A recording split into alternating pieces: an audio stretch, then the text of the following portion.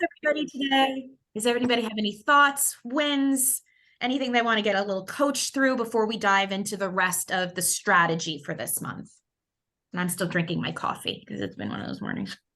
I do need to jump off at probably 10 till because the board for the International Feng Shui Guild is announcing my position today.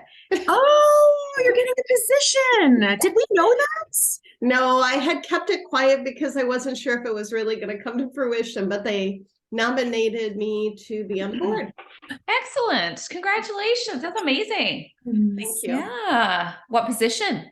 I don't know. Oh, President. yeah. It'll be What it position will do you be want? one of the supporting roles, but I don't know which one. That's so And I hope it's exciting. not secretary. It's work, I'm sure. Yes, I don't need I'm sure there's extra work with that. Well, I hope you get a very high position that has no responsibility or extra work, or you just bang your little gavel and make decisions, and then everybody else gets to put those into place for you. I'm just happy to be on it. It's so nice. Congratulations, that's wonderful. Thank you. Thank you. Yeah, that's amazing. Yay. Anybody else have any other wins or thoughts from the week? It doesn't always have to be a win. It could be a flop that you want to move through.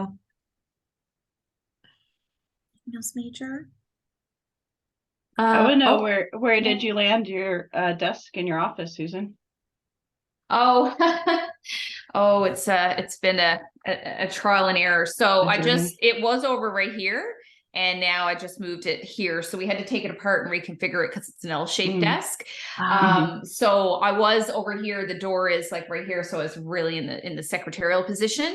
So I was in command, but I was close to the door. And then I moved it, but I had where it was configured the other way, I had it turned, and the window, which is right here now, was behind me. So it was like too bright shining in behind me.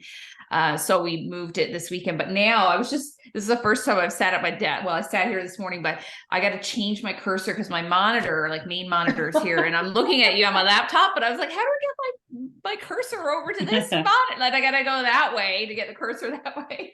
So it's like, I tried to figure that out, but anyway, at least I know now go that way to get that way. But like it's driving something, isn't it? You turn left to go right. I don't know, but yeah, so I think I'm gonna like it, but it's this office is in a state of like we're going to redo the ceiling, and Roger took down the crown moldings this weekend. That's probably gonna be like that for like a month or more. So I have to like settle in because where he's gone so much, he can only work at it like here and there. But I'm okay with it being under a state of disarray for a little bit. I mean, I still have it somewhat organized, but it's not like the books are just laid there on the bookshelf and stuff. But yeah, so I'm excited about having it in this position. I thought about turning it on an angle, but yeah, I'm not there yet, see if I can light things up a little bit more.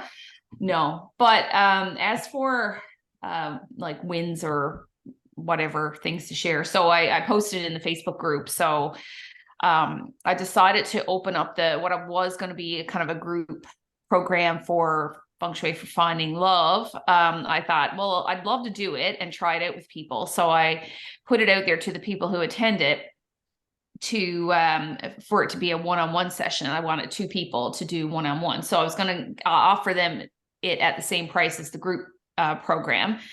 And I got crickets, nothing back. Anyway, I'm not, it's just, I'm trying to really like chalk it all up to just learning, right? Just like market research in a way. We'll see how that all unfolds. I just really, I have a friend who is, she attended the workshop when I did it live, and she's really struggling financially, but I'm feeling drawn to work with her.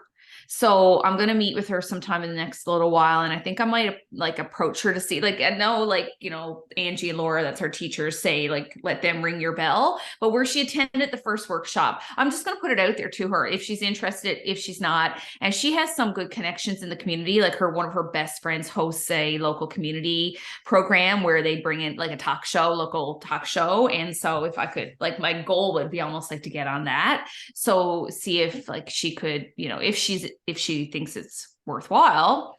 So yeah, so I'm not letting it die, but it's it's not like gonna pay me anything at this very moment. Well, But that's it. let me poke in real quick. Yeah. Thank you for sharing and keep promoting it. I only promoted it to the small group, so I was thinking about putting it out there to put it on your everybody. Yeah. Put it Yeah. out on your Instagram for that price.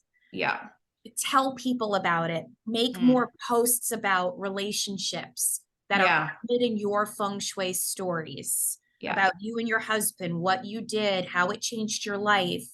People will bite, but sometimes when it's brand new, and this is just a rite of passage for everybody when you start a business, you almost have to develop a little bit of a muscle to know how many more times you have to keep saying it. Don't let you said it once and nobody bought it, knock you down. Yeah. Like, don't let that knock you down. We all would have, nobody would have a business. That is an absolute rite of passage. It doesn't mean that you're doing something wrong. It doesn't mean that the offer is bad. Just keep saying it. Even if you do it, like you promote it for the next week, because you are on a fact-finding mission, see what happens. See if there's more interest. See if somebody from the class was like, oh my God, this was a sign. I saw your email, but I wasn't sure. And this is my sign to do it with you. People say that all the freaking time. Yeah. Yeah. Keep promoting it, see what happens. Yeah. Yeah, exactly. Like I only put it out to like the 20 people that signed up through a MailChimp. Now I did I looked in and a lot of people opened it. Most people opened it, but yeah, no, I thought I would have to, probably put it out to the big world. And like you said, and like you were just saying, Adi, like people, like I've had some workshops before and I've thought I've promoted it to death and I thought people were going to be sick of hearing me talk about it. And then someone will say, oh, I didn't know you were doing that. Yeah. Like you will feel like a broken record. Yeah. And if that means you're doing something right, it's the most frustrating thing, but we live in such a crowded world for mental space. The more you say it, the more people will get to know. Yeah. And that's why that's why it's so important to ground it in your feng shui stories, because then you have something to like say. Otherwise you're just saying, well, feng shui is so important. But if it is grounded in your stories, it makes it easier to say, because you're really talking about yourself. You're just like, hey, I did this cool thing. So see what happens. Yeah. If that feels good, keep promoting it. Yeah. Thank you. And that's beautiful. And you are also free to work with anybody for reduced cost or free too, especially since this feels a little new. Yeah. I don't believe there's anything wrong with that. My first coaching client was a friend of mine. I did it for free. I was like, I've got this new cool thing. I know you have difficulty decluttering. I just want to do it for free because I want to just see what I have here. Yeah. Yeah. That's really what's pulling me now, is to talk to her and see if she would be interested in it.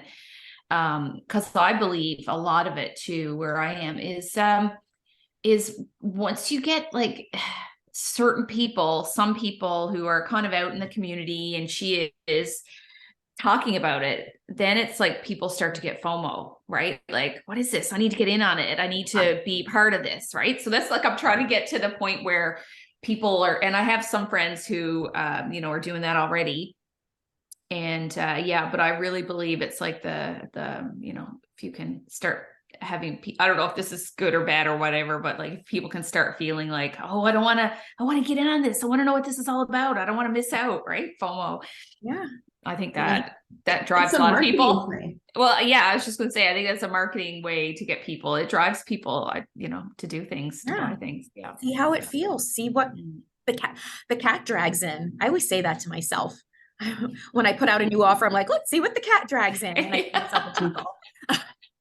Seriously. Yeah. Yeah. You got this. Also, paid speaking gig. What the whats? I just want to highlight that a little bit quickly.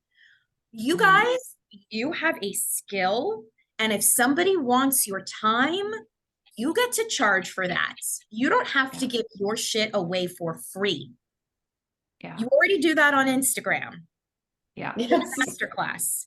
If somebody wants you to come and speak to their group and they're like, oh, but it's exposure for you, that's nice, but you don't have to take that.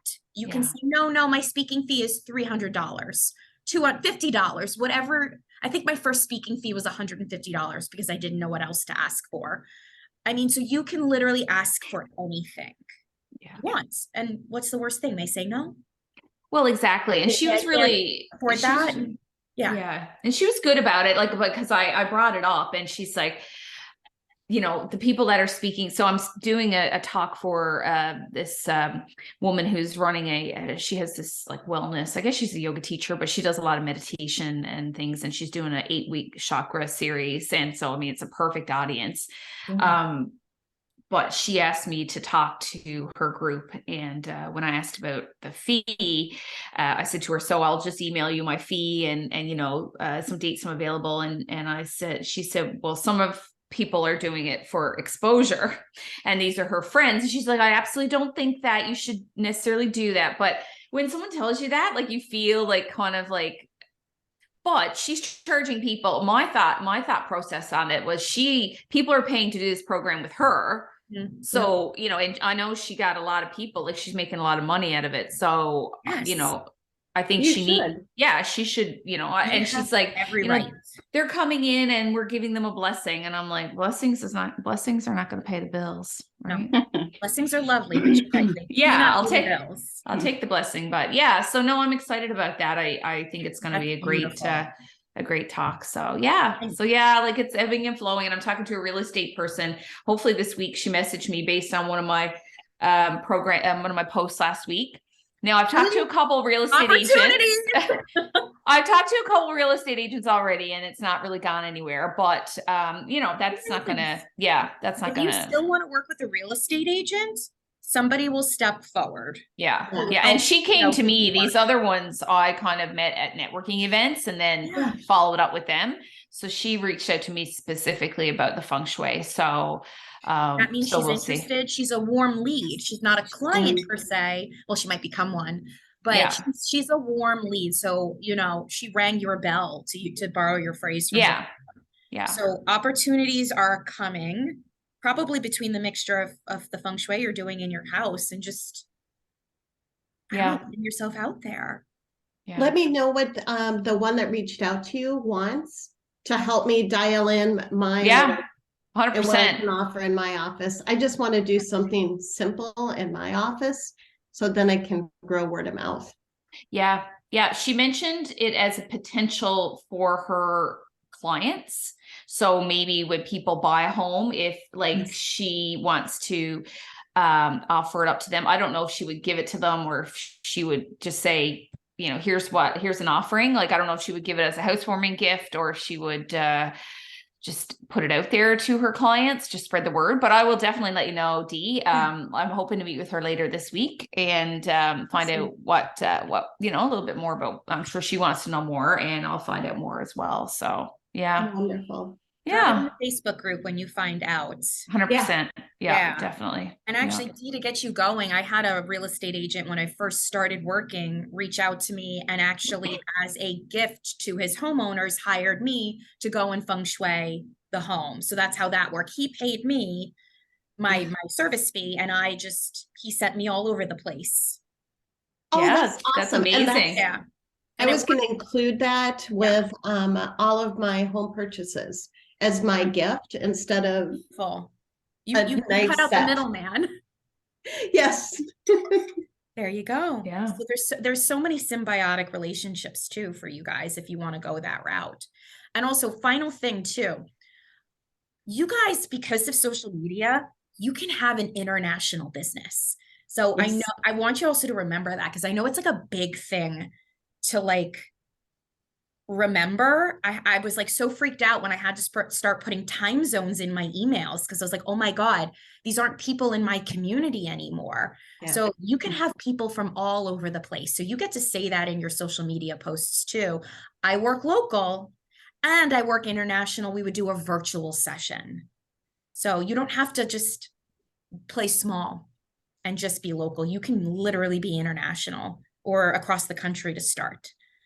So, and people, if they want to work with you, they'll do virtual. I got an email last night. She's like, I'm in Maryland. Will you come to me? And I'm like, no, here's how I work. Here's how I work. Yeah. So you don't have to be in the home. You can be fully virtual. You can go to the home if you want to be in the home. You can work however you want. One of the half dozen consults that I've done, like full consults, she was in the UK. And I think she found out about me from one of the other mindful design school grads who is over in Europe and didn't feel ready to do it. And she, I guess, passed her name on to me. Yeah. So yeah, it was worked out perfect. Yeah. Yeah. There you go. Cool. Marcia, did you have anything that you wanted to say, or should I dive in? Nothing specific. It was like a busy week. I had Dee's human design reading, and I had one of my feng shui readings. Yay! With the human design. Those are wins. How'd that go? It went really well. She was the feng shui reading was exciting. It's been interesting. I had one of the ladies, I've done 5 from that group. One of them I'm connecting back with today because she wanted to do a practice human design reading on me. But like everyone else hasn't really said anything back to me, so it's a little bit of a wait game to see where it goes. And one lady, she was kind of like, well, when you got like your packet, when you have things more figured out, let me know and I'll help promote you. So I'm feeling, I think from that, I felt some pressure to get more content onto Instagram. And I had this little project that I've had in my head for over a year now. So I'm trying to push that out and then just get more stuff out. I have one of my human design coaches. She challenged us what she called a garbage post. She's like, just post stuff. Don't care what if it's good or bad or not. That's great. And so I'm like, I need to do just like a garbage post, a little blitz for a while is what I'm feeling like. But I'm also kind of like, I shouldn't do it because that lady said I don't have enough going on, because I definitely have. I have the things set up in my head, and I can, send off meeting invites and get stuff on the books. Like it's not like I'm starting at zero. Yeah, you don't have to listen to that person. And she probably didn't mean it in a negative way. Like, what you're doing. You know how to feng shui, you know how to human design. You don't have to have the perfect sales page and website to make you legitimate. You are legitimate in this very moment. You became legitimate the day you decided honestly to do feng shui. That in my world, that's when everybody decided to that's when everybody became legit. Even when you knew nothing. But you decided to walk the feng shui path. So a couple things about when we do consults, because feng shui is not immediate like astrology or a human design reading, right? You might not get the immediate, oh my God, this was so amazing. Thank you. I feel wonderful. You might not get that because feng shui has to take that action piece into account too. So it can feel really stressful and challenging when you feel like you're doing everything and then there's silence. But I want you to remember that silence does not mean that you did anything wrong or the feng shui recommendations you gave were wrong. It's not at all. Yeah. Some of my first clients, I never fucking heard back from. Like, I just never heard back from them. And that doesn't mean you did anything wrong. It's just most of the time, honestly, it means that they didn't do the recommendations. But what that means is that they had resistance to them come up in their own body, not because of what you said or the recommendation that you gave. Yeah. I felt pretty at peace with that. And even with I did ask them for testimonials, and I was like, do one or two of the adjustments I suggested. Or this one lady, she's actually moving and wants to really focus in on the new place. And I hope and expect to hear back from them when it hits. Yeah. And it's been a good little project because it just kind of is giving me a lot of confidence. Like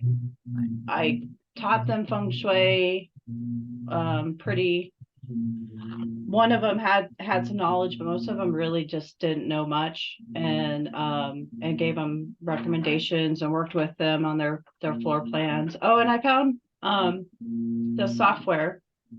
Do any of you have an iPhone 12 or newer, and like the full iPhone? I have a mini, so it doesn't.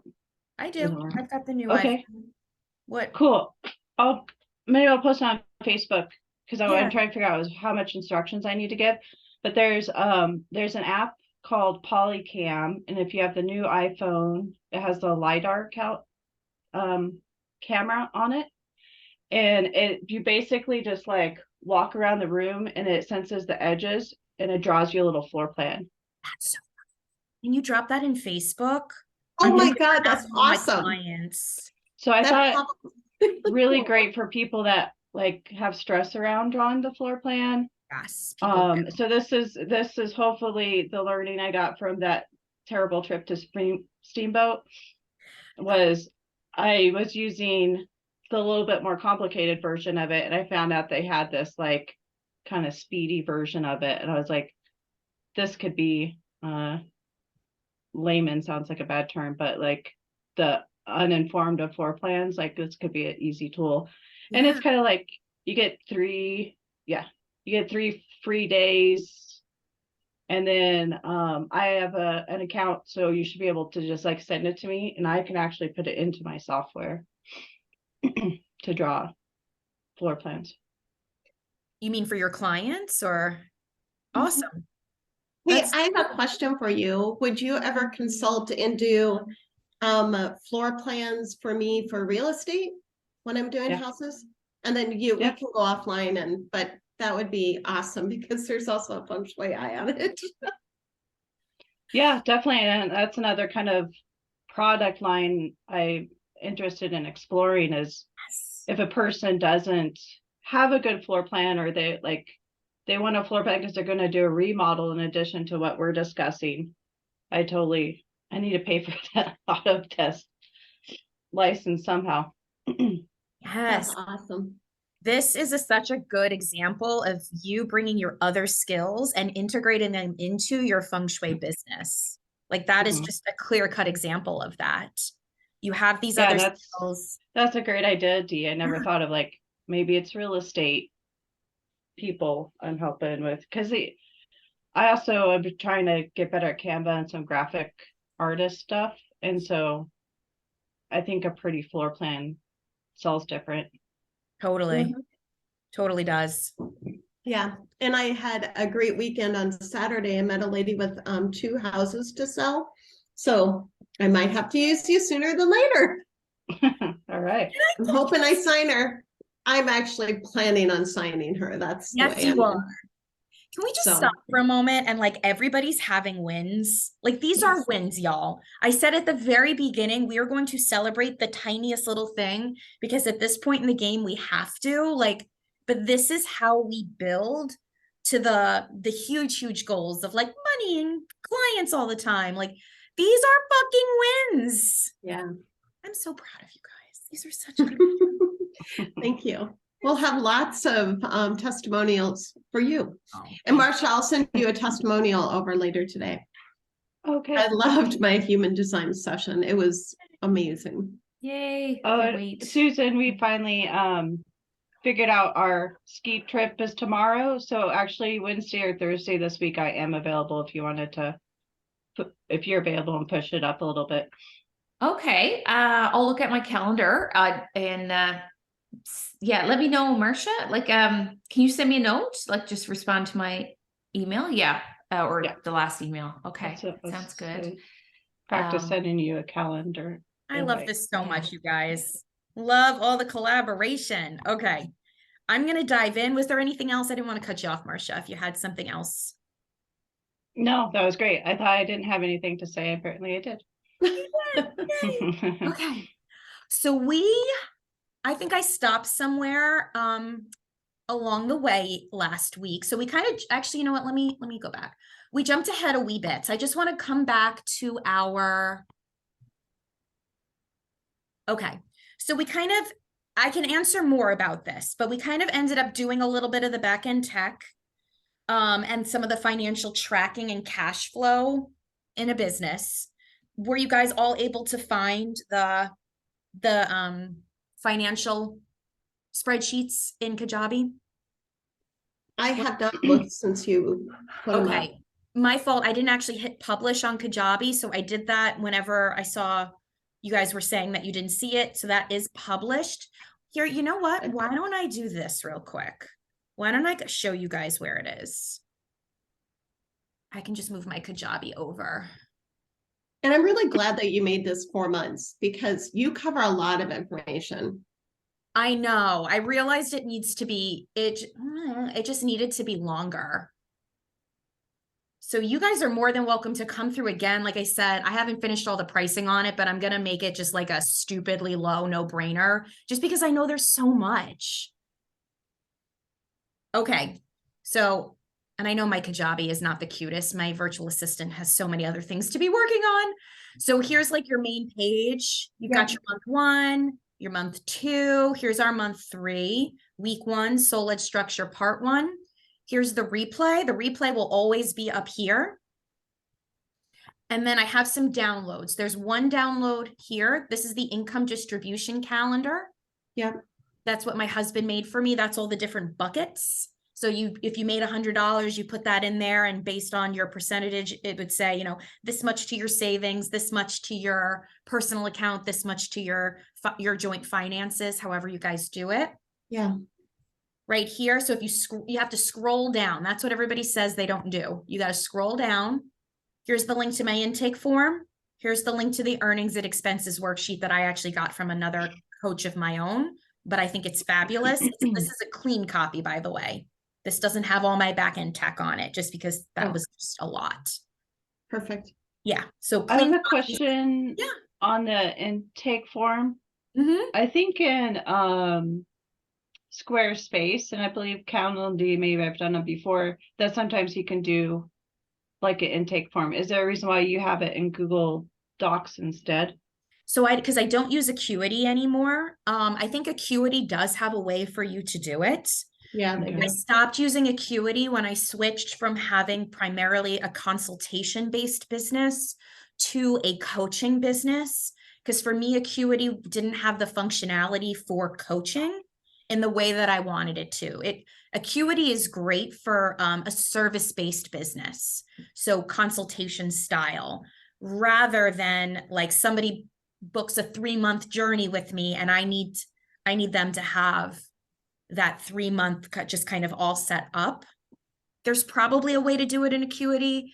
I was just finding it wasn't as user-friendly that I needed it to be for me. So you can do it in Acuity, I'm pretty sure. The Google Docs just makes it simple for me because Calendly does not, well, the paid version might. I don't know about the paid version. I'm using the free version of Calendly to try and streamline things. So the free version doesn't have the ability to fill out forms. So Google Docs is free and simple. That's why. Okay. So that's Thank where, you. yeah, totally. That's where that all is. So let's go back real quick. Okay, so we kind of did the back-end tech systems and the financial tracking. Again, I'm happy to answer questions, but I want to kind of get some more to the meat of integrating your Feng Shui brilliance into your offerings and kind of starting talking about pricing. So let me scoot forward. This is going to be the most exciting part. No, everything's exciting, but I really would love to talk through pricing. So I keep pricing very simple. You're probably going to be like, I want my money back. This isn't what I wanted, but I'll show you in a moment.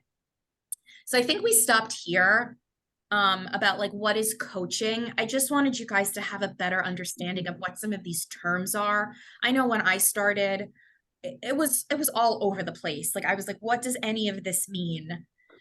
So coaching, again, very active. This is not a passive product. What I'm doing right now is coaching, very active, uses my energy. I have to show up every week.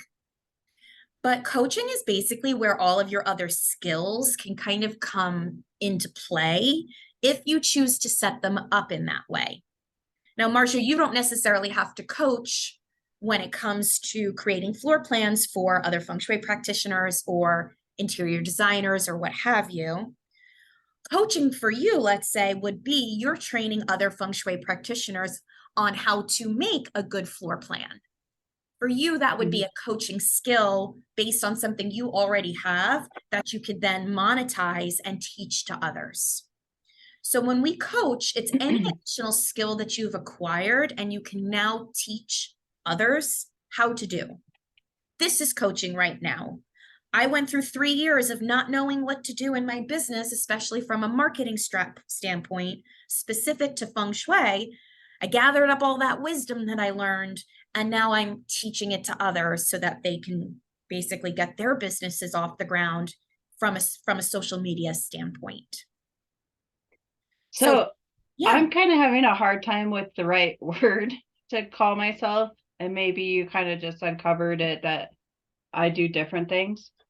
But like the human design feng shui, it feels kind of like coaching to me, because like a lot of what human design is about is like learning yourself and learn patterns, and that seems more coaching than consulting like to me. And I do think we've all kind of talked about like wanting multiple sessions with people because it's too much to do one and done. So it's like, is just that multiple sessions, that seems like more like coaching to me than consulting.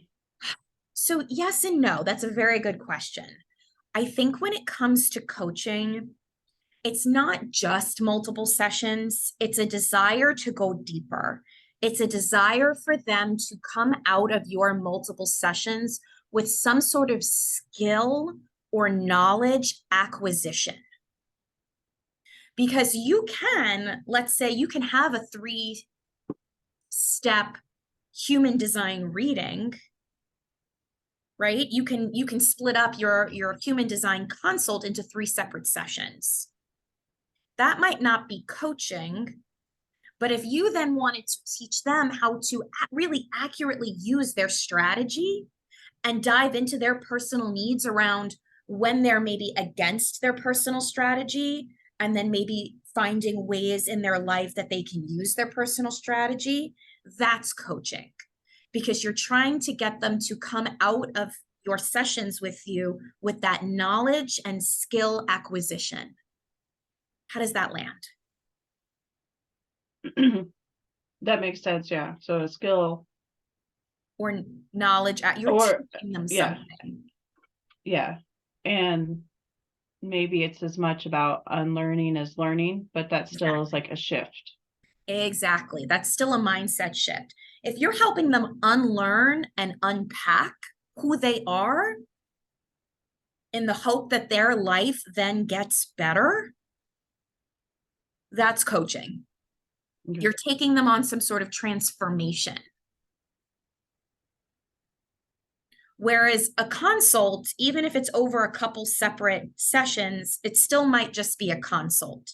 For a while, I offered my feng shui consult in 2 separate sessions because I still wasn't ready yet to say like, no, I'm a coach and I want to talk about trauma. I wasn't there yet. So almost as a way for me to scratch my own itch and trial whether or not just stretching my feng shui consult would feel better, I did that. I stretched it out for in between two sessions. And let me just say, it didn't actually scratch my itch, but it might scratch your itch. So you just kind of have to see what really works for you. I think when it comes to coaching, it's a deep internal desire to take someone on a transformation and to teach them something that you know, that you've been through.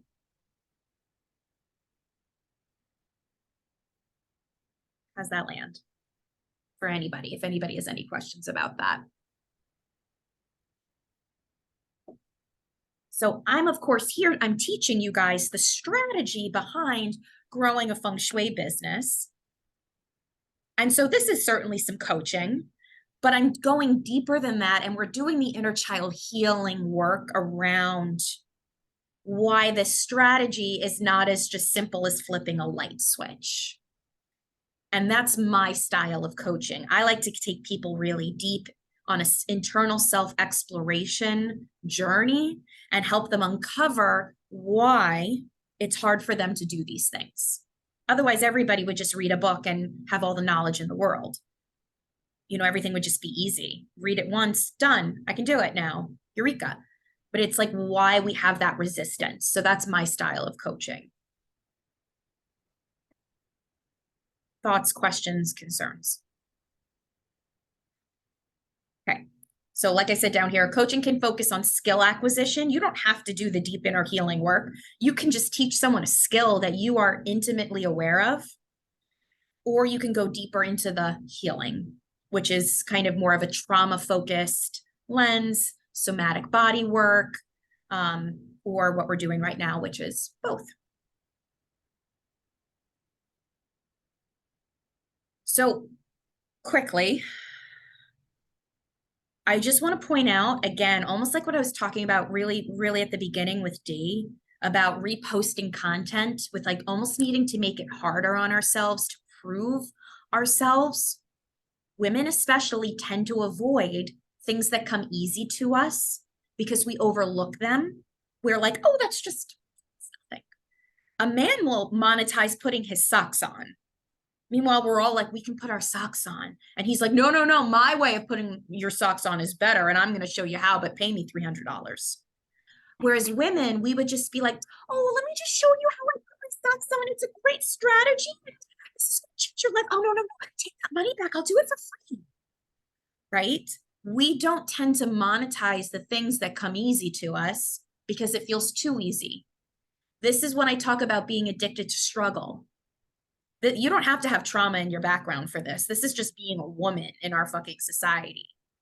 We will push away easy money and clients in favor of reinventing the wheel because our minds have linked money with toil, have linked money with struggle, and has linked money with difficulty. We're talking about money next week when we do the inner child healing piece, but get your juices flowing around some of your stories when it comes to money. Nobody I meet in the Western world believes money is easy and money just flows to them. That is conscious work we need to do. I am not there yet. I'm working on my money stories. Ever since I changed my artwork in my wealth area, that has become very vital to me to work on my money stories. Thanks, Feng Shui. So start just to think about around the stories that you have about money. Oh, I'm so smart. See? Prior me brilliance. What comes to your mind immediately when you hear the word money?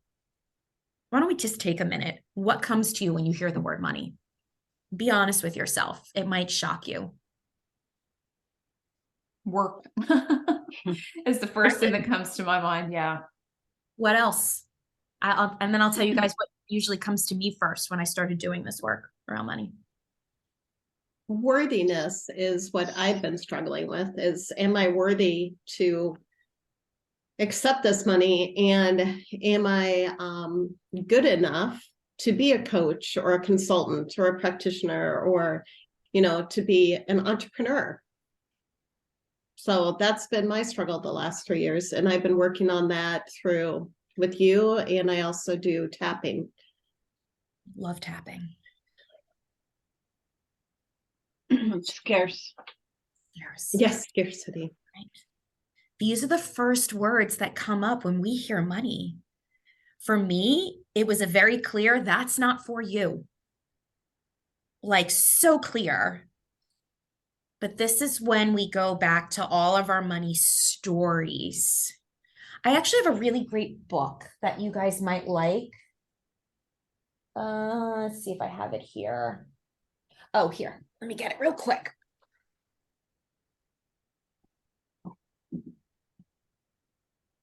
This woman is a coach for other coaches.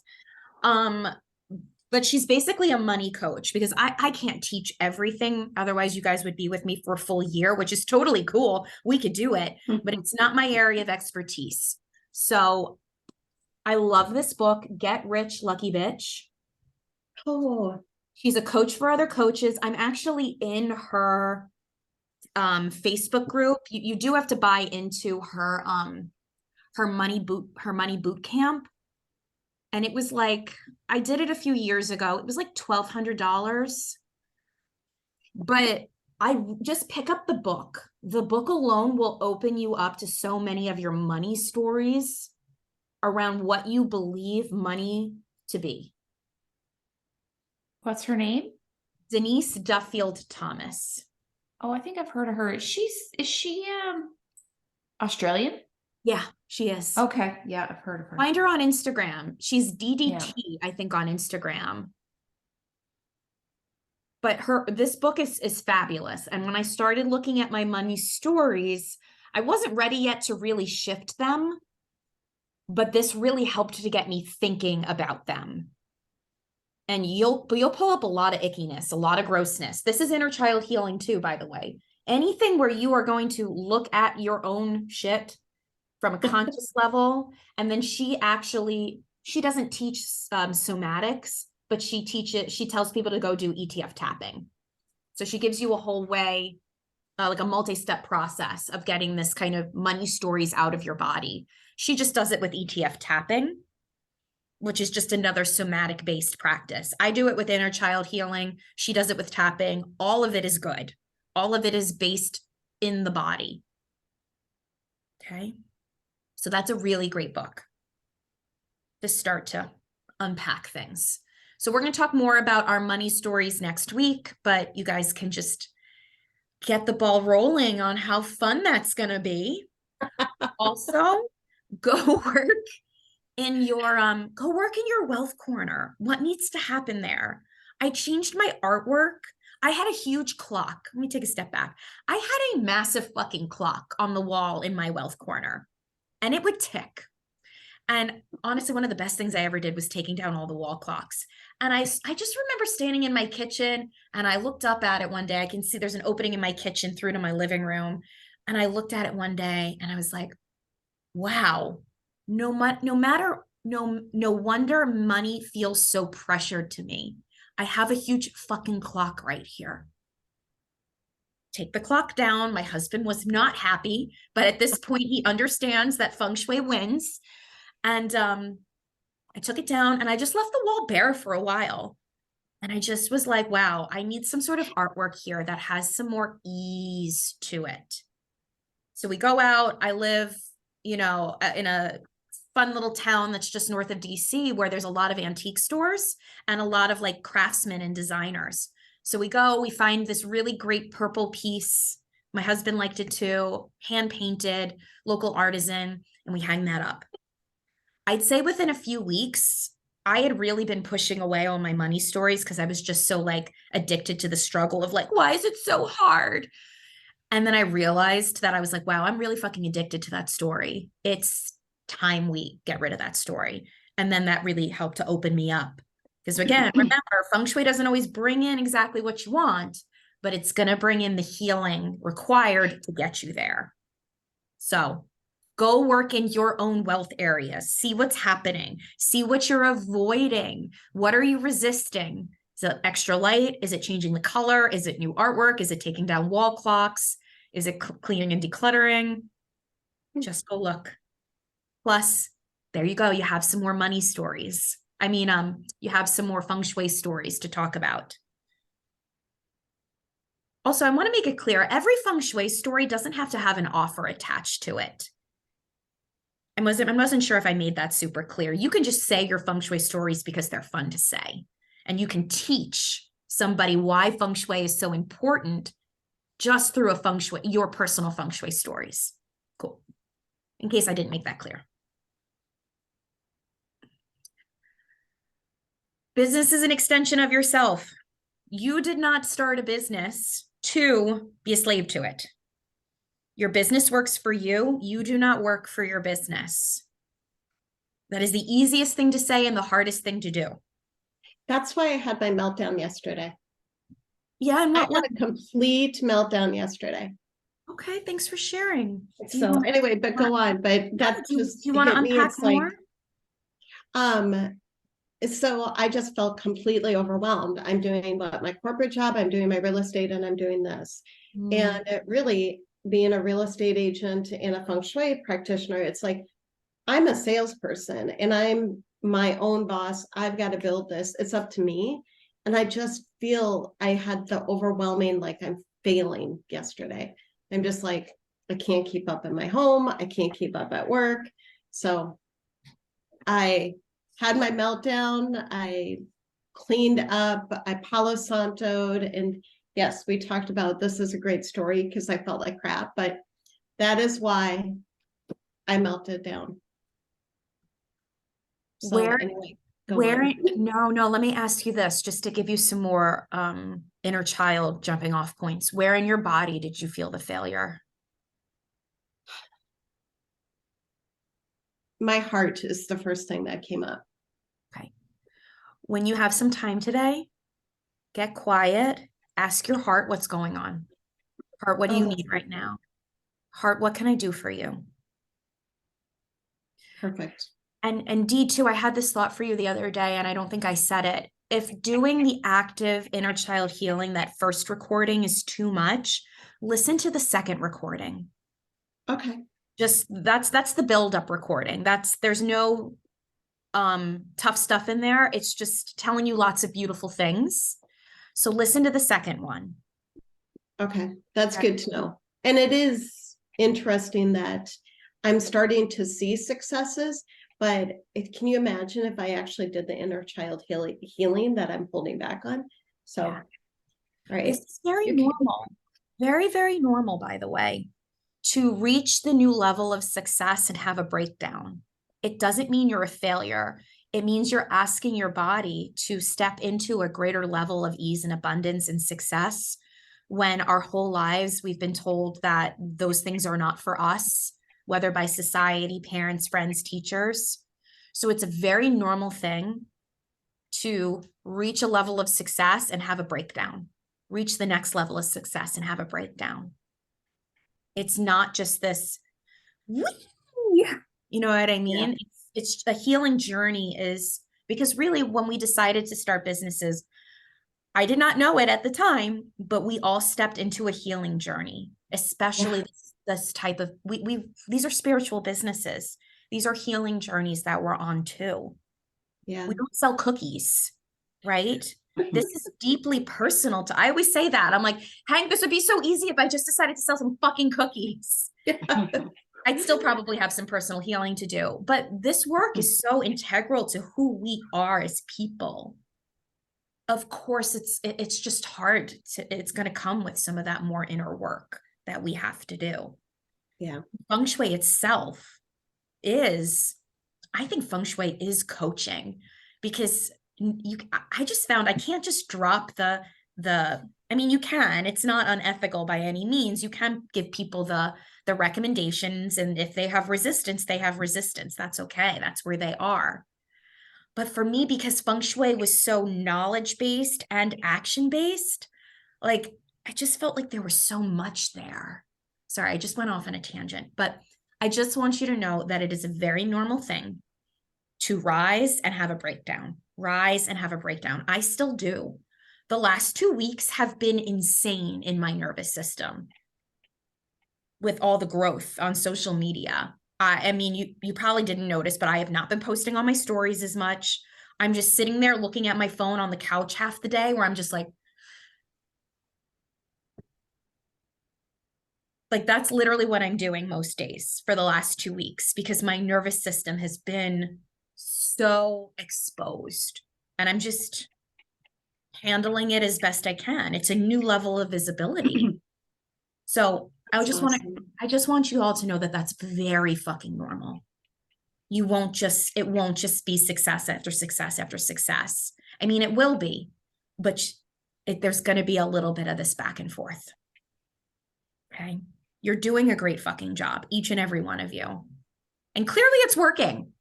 Clearly it's working. Okay. So let me just go through these. You guys can sit with these. Where are you trying to fit into a box that's been created by others? For me, this was having to do consultations and not coaching. Coaching felt more natural to me, but I didn't see anybody coaching, so I didn't know how to do it until I just decided to be the first one and to fucking do it. And that was very scary. But business was meant for me, not for someone else. So it had to be an extension of myself. I'm a coach who loves to go deep. I want to make you cry in every session. That's my goal.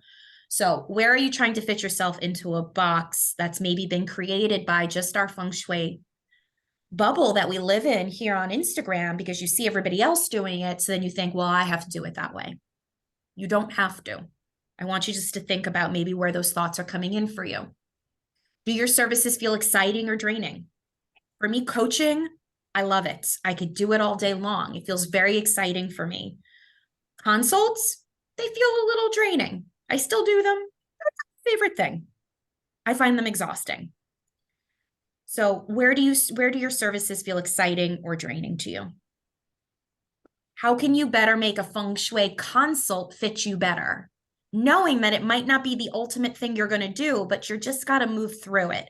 So like for me, I started doing consults in 2 parts because I wasn't sure about coaching yet. I just wasn't there yet. So I made it fit me better for that time frame in which I was doing it. This isn't about being perfect. Your business will absolutely be trial and error. Nobody can tell you what is ultimately where you are going to end up. So I did this kind of for 1 visit, 2 visits, well, 2 visits rather, for maybe like a year and a half before I was like, oh, I really want to do coaching. But I kept pushing away that whole trauma piece because I wasn't there yet in my own healing. So how can you make a feng shui consult fit you better? And are you trying to prove yourself to someone with a specific offering? That's a big one. That one came to me this morning, actually, and I added it to this slide. Are you trying to prove something? Or are you trying to make an offering to get someone to work with you? That happens too. There's somebody in your audience or a friend or a family member, and you really want them to work with you. And they mention something a little bit about like, I don't know, X, Y, and Z. And you're like, oh, well, I can make a consult out of that. That's not a bad thing. But I just want you to be aware of are you doing it because it really feels good in your system? And that's a great idea. Or are you doing it so that you can get this person to work with you, or you can prove to them that you are worthy, that you are good at what you do, that you are meant to have this feng shui business? So that's a very deep question. You might not have an immediate answer. Just noticing. Okay? Because again, you can literally do anything you want. Okay, here's something I learned. It kind of dawned on me maybe about a year and a half ago when I was so tired of explaining what feng shui is every god freaking damn day. And it dawned on me that when I say she, your audience, she has no freaking clue what feng shui is. And I stopped looking at that as a bad thing, and I saw the opportunity in it. So then you get to tell her your version of the wisdom. That's not a bad thing. You just now get to tell her what you do, your version of the wisdom, how it flows through you, your feng shui stories, what you want to say about the seasons, autoimmune disease, buying a home, human design. Don't feel like you need to put feng shui up on a pedestal and keep it pristine. Absolutely nobody cares that feng shui means wind and water. Absolutely no one. Every time I see that on a blog post now, I laugh. Because I mean, you can't unsee it, right? It doesn't Yeah. mean anything.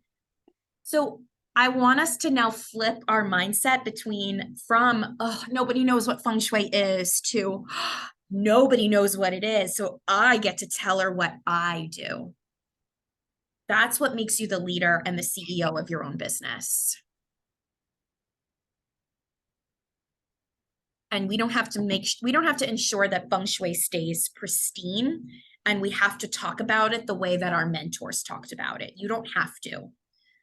This took me the longest to learn and to get comfortable with. I want to be very clear. That took me a long time to really plant my flag in the ground and be like, okay, well, this is what I do now.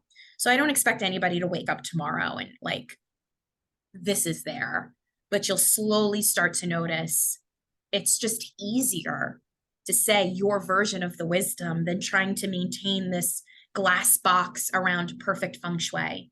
Perfect feng shui does not exist. Remember, it's a big game of telephone. It's a 5,000-year-old game of telephone. I love it when you say that. Because it's so true. It's so true. So I just want you guys to know you get to tell her your version of the wisdom.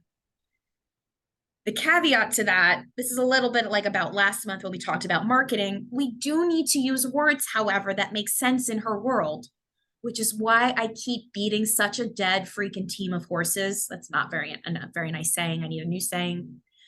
But when you teach through your own feng shui stories, she will just get it. It will be so much cleaner and easier than just doing tips all the damn time. Tips are great, but you're also going to teach her a lot through stories. That's why I tell you guys so many stories, because it really drives home the point. And that's how you're going to get those words that she understands, words that are better than good flow, harmony and balance, happy home and life, feng shui for success. Like that doesn't mean anything. What are you actually saying? And you do not need to have your elevator pitch. I think telling people that when they start a business, they need to have their elevator pitch is like one of the best ways to get somebody to fail flat on their face right out the gate. You don't know. And that's the beauty of it. You don't have to know. That's a very masculine, old school way of looking at business, that you need to have your elevator pitch. You need to have your offerings. You need to know who your audience is. Fuck all that shit. I literally didn't know who my audience was until about 6 months ago, but that didn't stop me from getting work. That didn't stop me from putting my thoughts and ideas out into the world. Using your feng shui stories now will help you get there to your elevator pitch, to who your audience is, to offerings that literally make your soul come alive and that people just can't, they just eat them up like hotcakes. They just keep buying it. Okay. Again, because none of this is telling her why feng shui is vital to her life right now. When you teach through your stories, you make feng shui a need to have, not a nice to have. A nice to have is a post that says feng shui, the door is the mouth of qi, and your Li area, your fame and reputation area is so important. And here's why. That doesn't mean jack shit. But you make it a need to have when, Susan, I'm going to use you as an example, when you say, my husband came to me after I made these 4 feng shui adjustments. Then you make feng shui a need to have, because somebody's like, oh, I have trouble with my love life. Okay, let me see what she has to say. Let me listen more. I want to know more. And the more someone leans in, the more they're going to want to work with you and buy from you. Because you have made feng shui from a nice to have to a need to have, because you grounded it in her world of have trouble finding a partner. Here's what I did. D, the post we were talking about before, did the family have a fight? Here's what I did to make it, I'm just going to say all better. That's not a good word, but to make it all better. You go from feng shui from nice to have to need to have. Because if you had written that post solely as, here's all the reasons you should space clear, that's just putting more stress and pressure on her. But when you take the wisdom, and again, remember, we flip it and you say, my family had a huge fight this weekend. Here's what I did in my home to repair it. And now we're all happy-go-lucky again. Bad word, but you know what I'm saying. Here's how we repaired that rift in our family and ended the weekend on a good note. I did Palo Santo, I cleaned, and I don't know, I cleaned out under the bed, something specific. And then you say, here's why that works. Remember, that's the feng shui rationale that goes last. But you're making feng shui a nice to have into a need to have.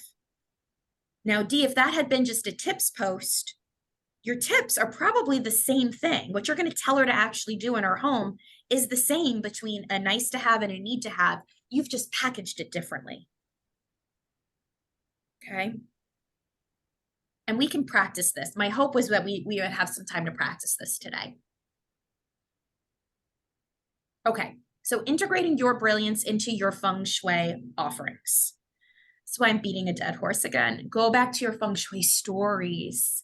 What were those outcomes? What did you do? What were you feeling? What were you experiencing in your life?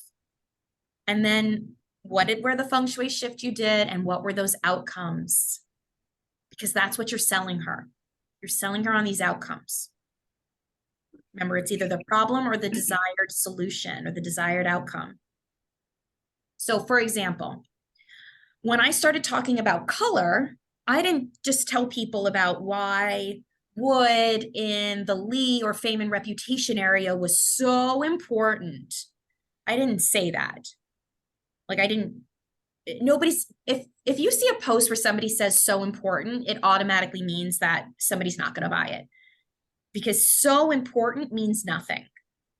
People are watching so much every day where everybody's like, this is so powerful. This is so important.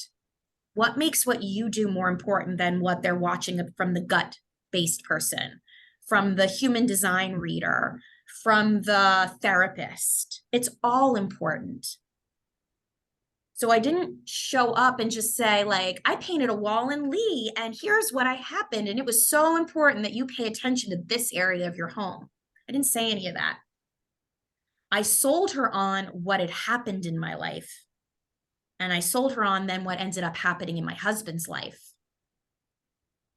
So when And then you have to take it down because your husband didn't want it up there. well, that's different. That's on me for not checking with my husband first.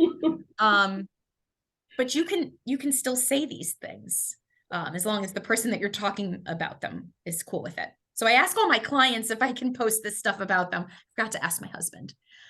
But so I turned that into a feng shui story. You know, I showed people me painting my wall, but even if you don't get there, you still get to say, hey guys, I painted a wall 2 weeks ago and here's what happened. So I didn't sell her on the why Li is so important or how to bagua her home, which by the way is very challenging to do. I sold her on the power of color. I started talking about all the cool things that came in within 48 hours of me painting this wall. I had cool things come in. So that's what I sold her on. Not why Li is so important in her home. And then after it became very clear that my husband really benefited from this extra fire energy and wood and fire, then I was able to say, hey, my husband had 3 promotions in a year because I painted a freaking wall in my home. That's so powerful. This is when feng shui goes from a nice to have to a need to have. Okay. Any questions with that? I know that's not the simplest, but hopefully get some juices flowing. I have a question on approach. So I have a pretty cool story. I think I told it already, but I just recently took down some childhood things in my office that I had here, and also a piece of art that a woman I work with who intimidates me did, and they were all, and I love her, but I just find her a bit intimidating, and they were all here in my view, and I took them down, and I think I told you I had a conversation with my boss about my rates, and I've actually one rate increased by 50%. Yeah, I know. And the other and the other rate she actually gave me more, like a higher percentage of the billable work I do. So the rate I charge her went up by 50%, and then the other rate to our clients went up by extra 5%.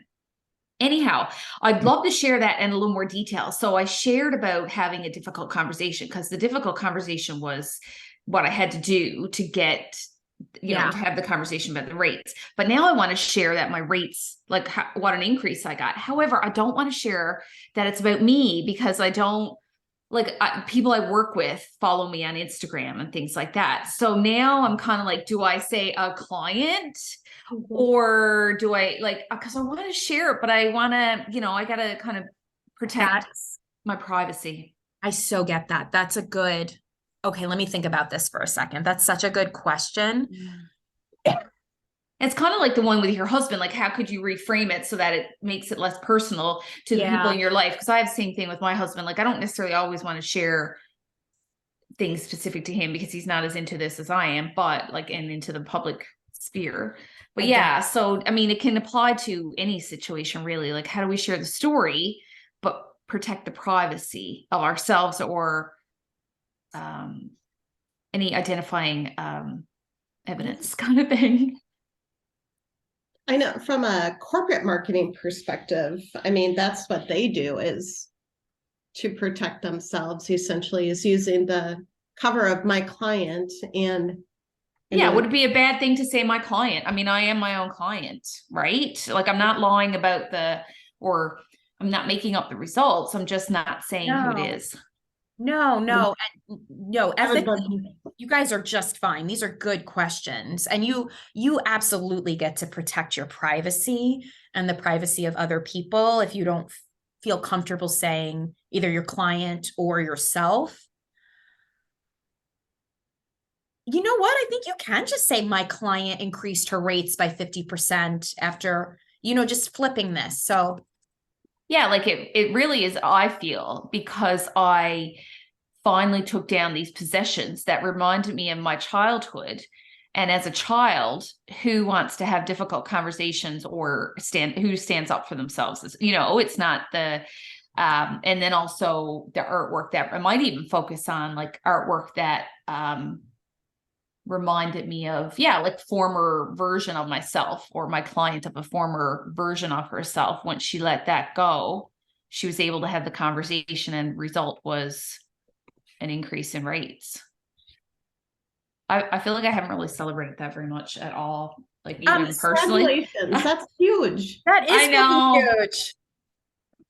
I felt like I was totally underpaid for 5 years and I just let it happen and justified it in so many ways because I just did not want to stand up for myself. And until I took down that artwork and I was like, I got to do it. I got to have the conversation. Got to do it. Huge inner child win too, because exactly. So yeah. And I mean, I've had that there and I've done the program how many years ago now, a couple, and it never hit me till we started doing this work together in childhood work. And I thought, that's my fucking childhood right there, staring me in the face. The insecure little girl who made that cross stitch right there, little Holly Hobby cross stitch is what it was of too. Like this is like, when I look at it now, I'm just like, really? You had that up in your office? But anyway. Yeah, I think it's okay, but Stacy, do you? I mean, I think that's fine. Yeah. Yeah. Saying it was my client. Yeah. Fine to me. Okay. No, I definitely got to share that one. Absolutely. And it's a carousel post. You can even make that a sales post. So things like this, like what I'm typing up now, like these are really great sales posts because they're so impactful. You don't have to sell on the back end of these. You can just ask somebody to join your email list, to grow your email list. But you can actually sell really well on the back of these because they're so impactful. Like this is a sales carousel. Doesn't have to take a picture of that. I can send this. Okay. Are you gonna put it in Facebook again? Or Facebook. Yeah. Whatever's easiest. Yeah, whatever. I will figure something out. So and you want to start with my client increased her rates. You can be maybe a little bit more specific than rates. Yeah. By 50% after, and I would highlight easy conversation with her boss after removing these things from her home office. So it's really nice and specific. Susan, that sounds just like your conversation. And if your boss does follow you, maybe tweak that a little. Yeah, she doesn't, but people I work with do, and they might know. Yeah. So I can, And yeah, tweak it to whatever Yeah. you feel Yeah, comfortable I'm with. not gonna lie about the actual what happened, but I can kind of change some of the identifying Yeah. items here. Here's why it worked explosively well. I mean, that's explosive. Like, don't Yeah, it bury this. Like, that is huge. I know. That's not a 2% increase where it's like, oh, I mean, it would still be a win if you were able to have the difficult conversation easier. That is still a win. You could still make that a feng shui story, but it becomes an explosive win where you get to show her why feng shui is not nice. It's needed because of that 50%, because something so mind-blowing came of it that really took you from point A to point Z. You skipped over the whole alphabet, right? She didn't just give you 15% after this really awkward back and forth. She just said, okay. I mean, I don't know if she did, but I'm assuming it was an easy conversation. Well, yeah. It was a lot easier than I had anticipated it would be, or like made it out in my head to be, for sure. Say that too, because that's really nice texture. That's what really connects to somebody's lived existence. We're all scared when we go to the boss and ask for more money, but you want to highlight why, you know, my client felt really hesitant, but after making these feng shui shifts, she was so relieved. She had such an easy conversation, something like that. Yeah. Even as an entrepreneur, I'm scared to go ask the boss myself. Right? Yeah. I get it. Well, I mean, I work from, like, I'm self-employed, so I'm contracted to her. So, I mean, I could have said to her, like, well, sorry, I can't work for this rate anymore, but then I'd have to deal with the consequences of that. Right. Like, so it wasn't even like I was stuck in, there was no recourse. The recourse was I could have quit or just not, or refused to do the non-billable work. Which was like a lot lower rate than the billable work. So yeah, but it was still like, took years for me to work up the nerve to do it. That's fantastic. And it took you years, but after those feng shui shifts, Took you did it- days, a day. It took days. That's powerful too. Yeah. My client knew she needed to have this conversation for years. And within days of making these feng shui shifts, she emailed her boss and set a date. Something like that. That's also really powerful. Who doesn't want to be able to email the boss on a whim and say, no, today's the fucking day I ask for more money, and then get it? Yeah. Cool. That is. Yeah. Okay. No, that helps. Thank you. I've been sitting on it because I didn't really know like appropriate way to kind of share it, but I think I can keep it a bit anonymous. Yeah. But a lot of this comes back to money too, the money story, which like lots around there to unpack, but just the worthiness of it, right? And all that stuff. So talk more about that next week.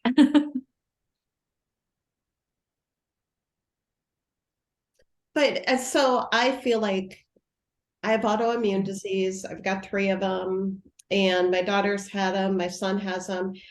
And I do truly feel like feng shui and autoimmune disease is one of my callings, but I shy away from it because I have no idea how to sell it and how to sell coaching for it.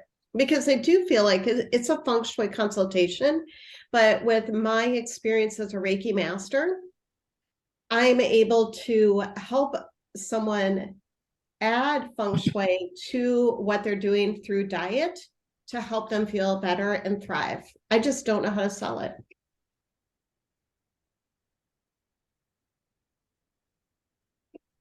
Okay. In terms of feng shui, what feng shui shifts did you make in your home to help you with your autoimmune? One of the big things for autoimmune is being able to feel grounded. So adding those different components of feeling grounded. Specifically, what did you do? Specifically what I did, I don't know. I've been doing it over the last 3 years and it's like made me feel better. Command position, putting your desk. So every essential location, bedroom and office, getting in the command position, because you are then calming your nervous system. And people think of it as command position for succeeding, right? But now I'm talking about it as you need to calm your nervous system. Yes. Another way is making sure your health area is cleared out and cleaned out. Did you do anything with stove? I didn't. Well, it's funny because you talked about a mirror on your stove, right? So my stove, I've got a couple of things going on. Is if you stand at my front door, my stairwell comes down and it's a split stairwell, and you can kind of see the stove. So I've got the stove at the front. You can see it from the front door. So the only thing I could do is hang the feng shui ball.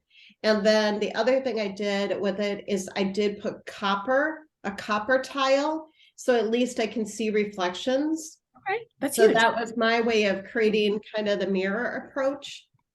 But yeah, I've got the stove issue. And isn't it the stove, if you can see it from the front door, your kids have really bloody accidents when they're younger? I don't know. I think I read that in like Rosenbaum or not Rosenbaum. Yeah, I There love was- this book. there was It's- something, It's some something I weird, think it can weaken. scary term I heard. Yeah, About that well, one. both of my kids had made, and they're not like lifelong accidents, but they were bloody.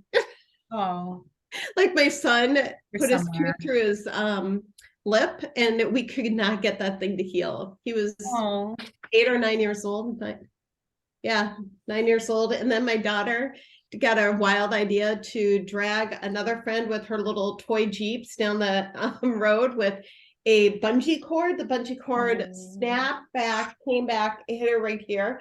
So she's got a scar on her forehead and here.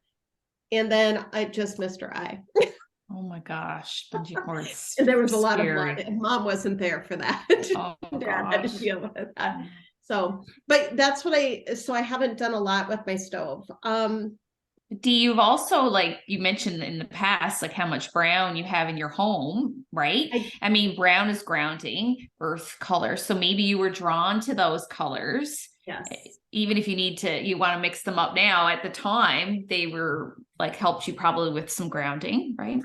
Yes, exactly. My home is very warm and grounding. Adding floor rugs underneath the bed, being able to stabilize your bed, making sure that your bed is set up in command and it's balanced. Having a bedroom that's balanced, so when you go in there, it's a calm, relaxing space. unpack balance. Unpack balance for me. What do you mean by balance? What do you mean by your bedroom is balanced? My bedroom is balanced in a way of my bed is in command. I've got the 2 nightstands. I have matching lamps. Everything is just, there's no clutter. There's nothing underneath it. I do use selenite underneath our beds for clearing at night. But the room is it's very simple, so you don't have a lot going on, and there's not a lot of energy flowing at you, so the energy can circulate around your body at night freely. And I was all over. This is like a total workshop, and like, Yeah, there's a lot here, love. And that's why I bought Teachable last October, you guys, and I was gonna do a clinic or I want a sellable course that's just passive income, put it out there, either $49 or $99 easy. And it's a lot of information for whoever wants to take it, or if you want to work one-to-one. But I haven't been able to unpack this. There's something blocking me from this. I get it. And I'm the only one that has even really brought this up, except for the one book that you just picked up. And she doesn't even go into autoimmune. I mean, it's a general overview. It's an umbrella of all health. It's not specific. And it's also written for a feng shui practitioner. It is. It is. Most books I find are written really not with the general public in mind. They're for the general public, but they really are written for practitioners because they try and teach you feng shui. Yeah. I digress because I've been thinking about a book. Okay, let's get back to you though. So have I on autoimmune. What? I've been thinking about doing a book too, making Yeah. it simple. A course and a book are my two. Honestly, a And better a deck passive of cards. product for you would be an ebook, a really quick ebook. Sell it for $18, $20. Go into all of this a little bit more in depth. That's a really good passive product than a course is. Oh, really? It's really hard to do a course. So a passive course is not really passive. Courses become excellent when the person really knows what they need to talk to their target audience about. So I always recommend before you do courses and before you go through all that trouble of creating it, work with these people one-to-one. Because that's going to give you so much more information that you can't even dream of. Like I did not create a decluttering course or a decluttering book until I have worked with clients and I know what they're dealing with. I know what's going to bring them to tears. I know what's happening in their body. I know what the common phrases are on somebody who has difficulty decluttering when it comes to a history of trauma. Now finally I can piece all of that into a really good course. So work with these people first one-to-one, whether that's a consult to get started or that's coaching if that feels good. Because you will go through all the trouble of creating a course and you'll get then very frustrated why nobody's buying it. Because a passive course really isn't passive. You have to promote it. You have to market it. Right. People aren't going to just buy it unless you have a huge audience where people are on your website every single day. Got it. Start doing these with people. You will get so much more information about what she's dealing with and how to move her through it, that then your course will become fucking gold when you get there. Okay. Awesome. But I think the ebook is a good idea and maybe Start with a an good start because, make it be a dozen to 20 pages, and that client that then you're going to work with can start there, because that can feel less intimidating than a consult. That's a good Totally call. agree. And you can pay, people will pay for that. Just make it a no-brainer price. And we're going to go into pricing. Yeah, But I'm make it sorry. no. Make it a no-brainer price to where it's like, it has to be like a duh, like $18, 20 something dollars. Okay. Right? And you don't have to give this away for free.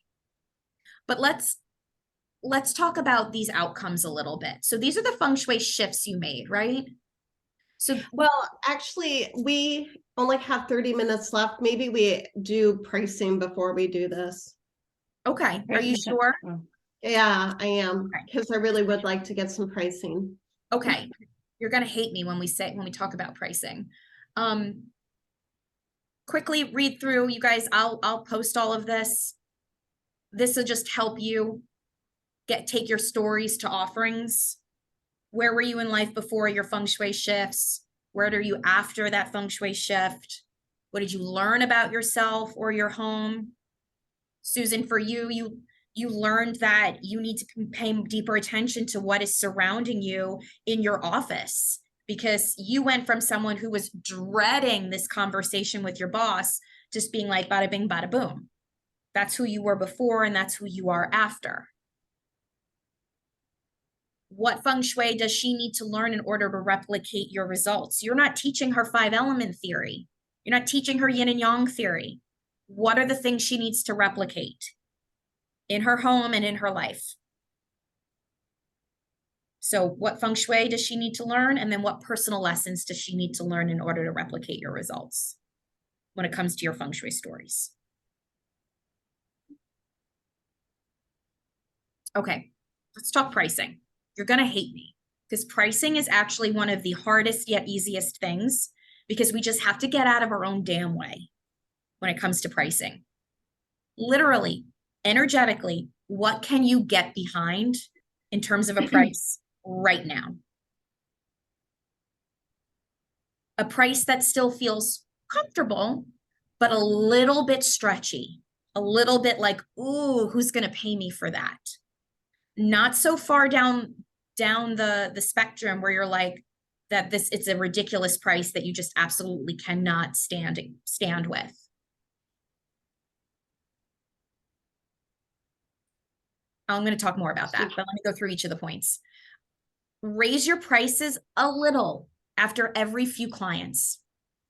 That's how you don't freak out your body. Money is incredibly difficult for us, but it's also difficult for her, right? Everybody has issues with money.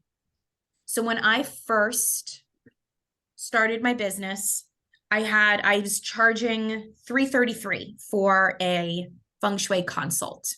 2 hours, pretty much the same consult I'm doing now, minus the trauma piece. But I remember sitting with my husband, we had gotten sushi, and I was like, yeah, okay, that feels like a lot, but I think I can get behind that. I had already done a whole bunch of free feng shui consults. My confidence was doing okay. It felt comfortable while also feeling a tad bit like, okay, I don't know. I'm not sure who's going to pay me for that, but I know that this is a good price. I didn't start with $1,000 where like at that time, my body would not have been able to do that. So you want to listen to what's happening in your body. Okay, so you want to feel a little, with pricing, you're going to feel a little bit of like a little bit of an uplift, while you might also still feel a little bit of a contraction in the heart, in the chest, in the stomach. That's very normal. That does not mean that you have chosen the wrong price. And then do not look at what anyone else charges. Like literally do not look. Don't try and price yourself according to the market. That is old way of doing business. That is a masculine way. That is a man's world. Price based on your skills, based on what you bring to the table. That's really hard because it requires us to do the inner child healing work around your value, your worth, how you show up.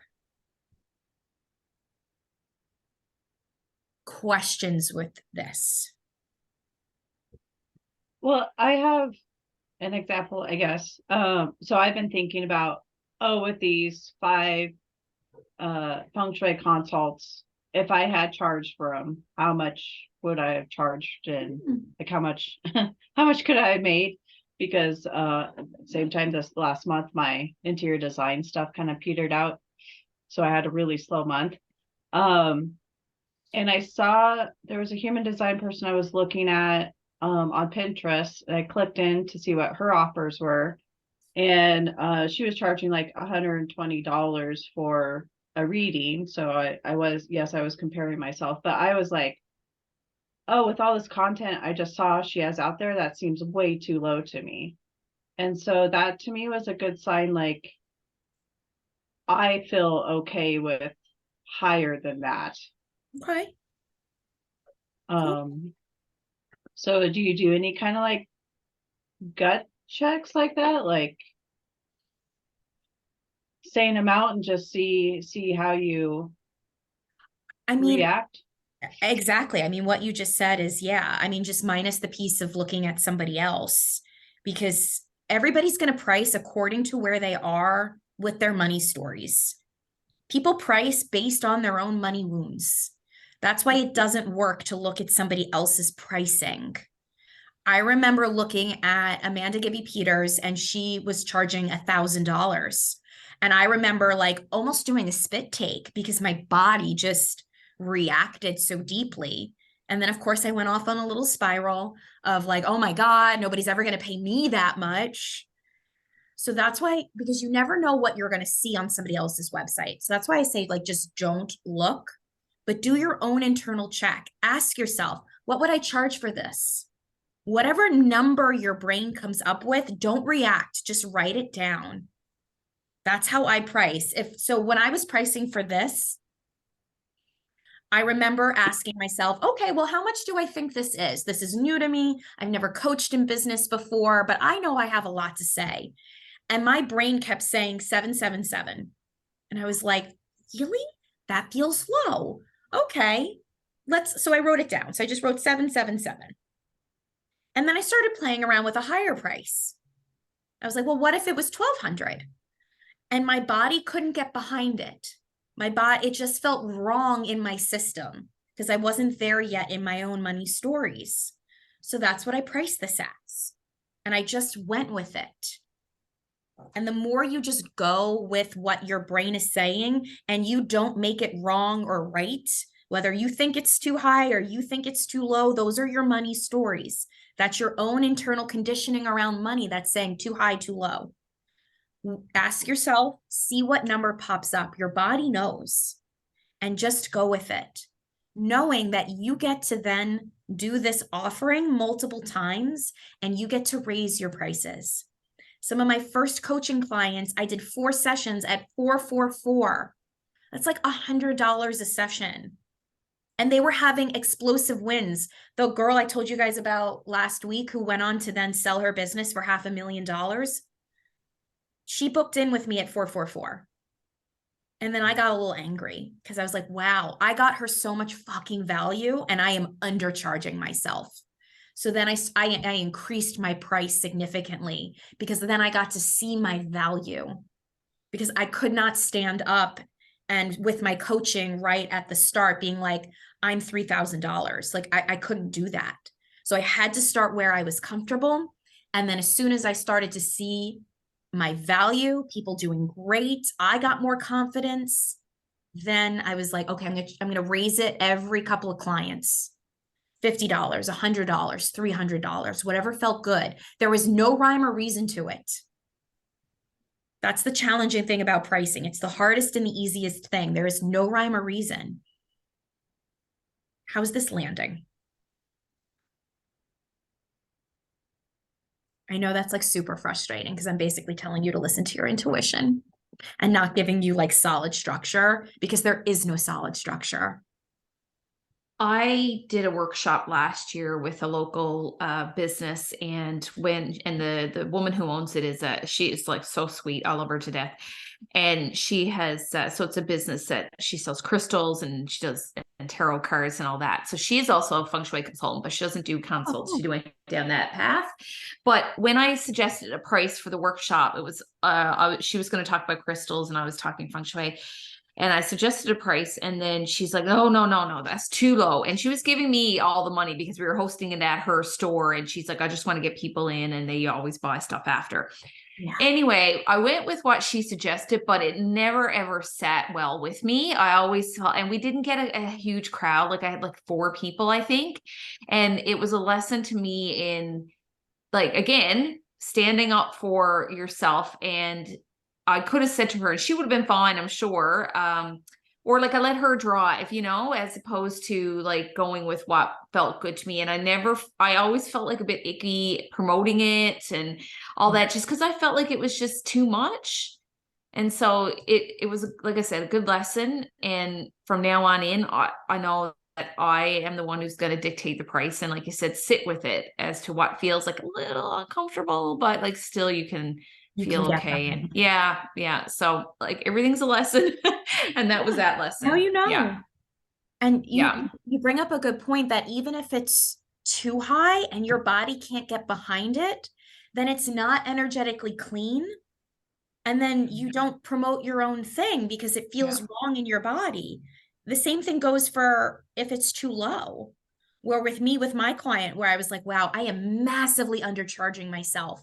But I can't be mad at that client. I had to work through being mad at myself and just understanding and accepting that that's where I was at that time. I'm thrilled that she got such a beautiful outcome from working with me. She'll be my client for life.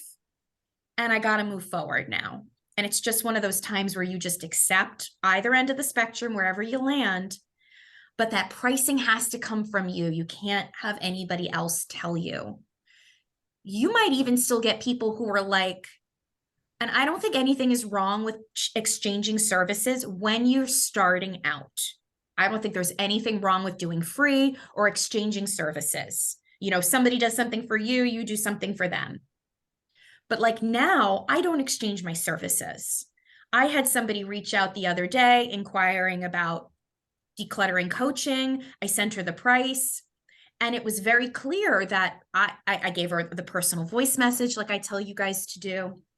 It was very clear that her money stories were coming back at me, because then in a voice, I'm doing this like I'm on the phone, in a voice message back, I could tell she got on the defensive a little bit, that me standing up in all of my power of like, hey, I know I can sit across from you and I can bring you somewhere that you will get to, a place where you are decluttering your home. These are the outcomes that my clients have. If you have any other questions, here's the price, let me know. And me standing up in my power that way with full energetically behind my price, I can tell she got pushed back. Then I got a voice message back from her that said, well, I'm actually a psychologist and I work with clients too. And how would you feel about exchanging services? What do you have going on in your life that I can help you with? And I was like, no. And she gets to ask, but I get to say no. And I wrote back to her, I said, unfortunately, I no longer barter my services. Goodbye. I didn't say goodbye, but we left it at that. Because if I was not energetically behind my price, if it felt too high and too stretchy and I felt unworthy of it, I might have just taken her up on her offer. But then that ultimately would have been on me and made me feel icky and gave her not a great experience, because I didn't feel like I was getting enough in return. What if you have your pricing? I have my pricing pretty high and I feel like I'm worthy of it. I give so much to my clients, but then I also go back and wonder if I priced it too high or priced it that high because I wanted less clients. So I'm like, so that's possible too. yeah. But I feel there was so much, and I took out that written consultation part. So I was going to revamp my prices either, because I hated that. I hated that part. And it would take me hours. But now I'm like, I could make these a lot quicker, smoother, cleaner, and have more people coming through. So to answer your question, but if it's a strategy or if it's an inner child healing, nobody can answer that but you. So that's possible. That's more of our addiction to struggle, where like, I'm going to make it so high that like, I don't actually ever have to work with anybody in this capacity. I wondered if that wasn't, uncomfortable with what it is you're doing with them. Yeah. So some of that might be inner child stuff. And some of that might also be, you want to revamp the offering because maybe you don't really want to do it in the way that it's packaged right this very moment. I know you've mentioned so much, you'd rather be doing coaching. You want to bring people through a transformation. You have stuff to share. So it's possible it's both. It's possible it's coming through an inner child healing standpoint, and then the sabotage of the business is, I'm going to price it so high so nobody's going to do this. Yeah. So you get to sit with that. Sorry. You get to tap on that. How about you tap on it and see what happens? I know you like tapping. So pricing's one of those things where it's the easiest and the hardest thing to do, because it really does.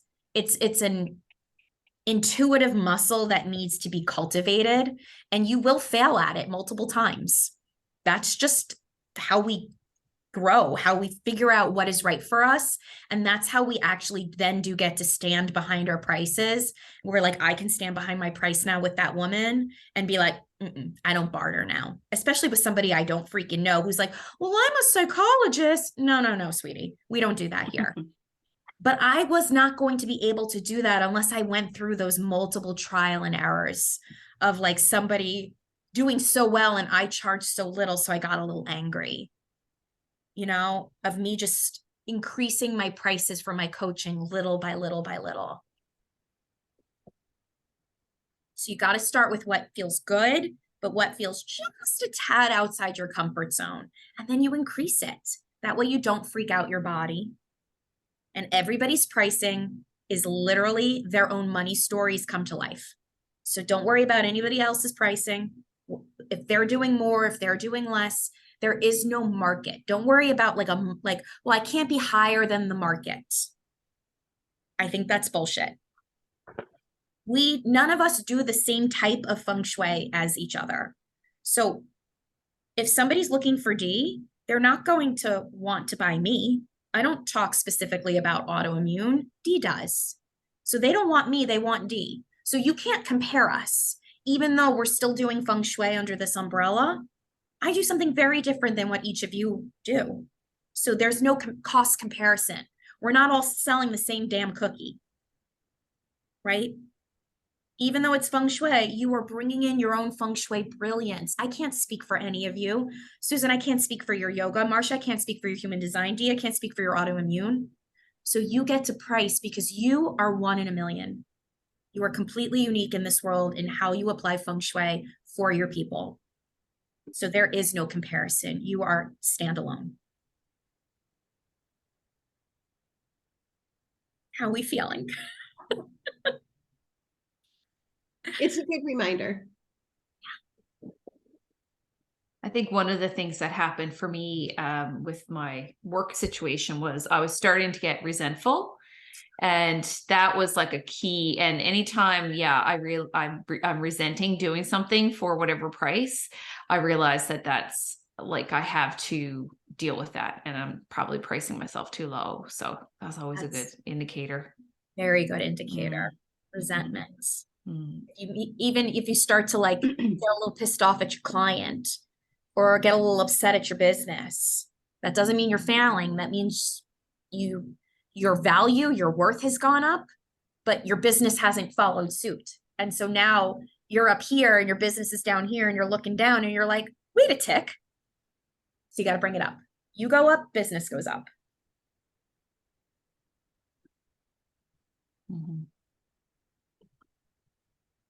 Okay. How are we feeling? Yeah, cool. Let me also make a quick point. I could also go on for days about pricing high level tickets, high ticket offerings, which is usually coaching and consulting, and, then low ticket options. Don't worry about any of that.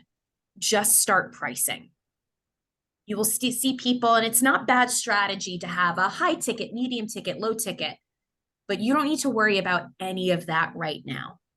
Just start moving, pricing, doing the work, and you will scale, you will grow. And then you will have a built out suite of options. But you don't need to have any of that yet, especially if you follow other coaches online on Instagram. They're all going to talk about having a built out suite of offers. Don't feel pressured by that. I still don't have a built out suite of offers. That ain't stopping me from making money. That ain't stopping my socials from growing. I still fly by the seat of my pants. I'm like, what do I feel like offering today? Like, you don't have to have it all figured out. I feel like that having it all figured out and have it's like a way to procrastinate, but also like my website, I know you're working on your website, but my website, I don't think it's ever going to be in a state where I'm like, this is perfect. I love it now. Because as soon as it is, then I decide to do something else, or I want to change, so it's like, I think wrapping our heads around the idea that it's always going to be fluid and it's ever changing what we offer, what we say, so it's like, I think it is old school to like try to have everything laid out and everything figured out. And it just feels like what you're doing a little bit more like I have an heart-centered and an intuitively led biz. I know that what I'm offering right now might not be what I offer a year from now or 2 years from now, because my evolution will dictate my offerings because I have to stay in alignment with what I offer. Well, otherwise, I think that's what it is. It's alignment, like being in alignment with what is resonating with you at the moment. Exactly. Yeah. And as soon as you start feeling like something's out of place, you get resentful, you don't want to do it. That just means, it doesn't mean you're a failure. It just means it's probably something that's just not for you anymore. You came, you saw, you conquered, you're moving on. That's okay. I will eventually be done with doing consults because they're not my favorite thing. But I'm just not there yet, but I know I'm going to be there. So whatever you're offering now, build it out. trial it, see what feels good. It can feel good for 6 months. It can feel good for 6 years. And as soon as it doesn't feel good anymore, you get to do something different. Do you think it's a good idea to publish all your rates on your website, or to leave your packages unpriced? That way you can be more fluid in your pricing. So I see what you're getting at. So this is 2 levels how I'm going to answer that. I always think it's a good idea to be very transparent with your prices, because then people have information. They know what things are, and then they won't even bother you with, you know, True. with your emails or anything. And you don't need to get them on discovery calls. Just be very transparent. That is going to give them a very good idea of what it is, and then whether or not they want to work with you. You only want the creme de la creme coming to you, potentially for a discovery call or asking for more about pricing and about how this offer goes Kind of out. done with discovery calls. It's like, if you want to work with me based on what you see, then just do it. I'm with you there. You don't have to do a ton of discovery calls. Okay. But also, when you were asking that question, I feel like there's a little bit deeper in there when it comes to a website. So I ran into this, honestly, right now, where I spent so much money. I paid for a gorgeous website with all of these offerings that I created out of thin air. I had not tested a damn thing. And now I hate all those offerings. I don't offer them anymore. And my website shit, because it's completely out of alignment with who I am right now. So I also want you to know, you don't have to put everything on a website. One of my favorite business coaches that I ever worked with actually sold me from a Google Doc and a Thrivecart link. Oh, She created a sales page on a Google Doc. She put her Thrivecart link in there. And that's how I spent $4,000 to work with her. got it. So you can change things up. So what does this look like maybe on a website, especially if you're changing your pricing, you're rejiggering your offers? So on a website, you can have just like a placeholder page that says feng shui services, kind of lists out a little bit vaguely what it does. What are some of the common things you work with, the common people you work with? And then you can have a nice big button that says, want more info, including pricing? Click here. And then that takes them to a Google Doc or a I Thrivecart like link. that. And then I like that a lot. all you need to change then is the Google Doc or the Thrivecart link. Yep. That way you don't need to go back to your website builder to change the entire website every time you want to make a change to your business, because that gets expensive. You don't have to do that. I'm a website developer too, so. Well, there you go. So if it's not hard for you, you just rock on. It's hard for me. But it's still having one place to change it versus multiple. That's what is annoying. Don't fall what I fell into. When I first started, I thought I needed the best website in the world. And so I had a perfectly adequate Squarespace website that people told me that they loved. They said, I just honestly booked you from your website. It was so beautiful. And so what did I do? Because I felt uncomfortable with moving forward and evolving in my business, I decided that I needed a brand new website to be legitimate. Hello, imposter syndrome. And I spent $2,000 on a new website. Beautiful. It's the current website I have. 2 years later, it's shit.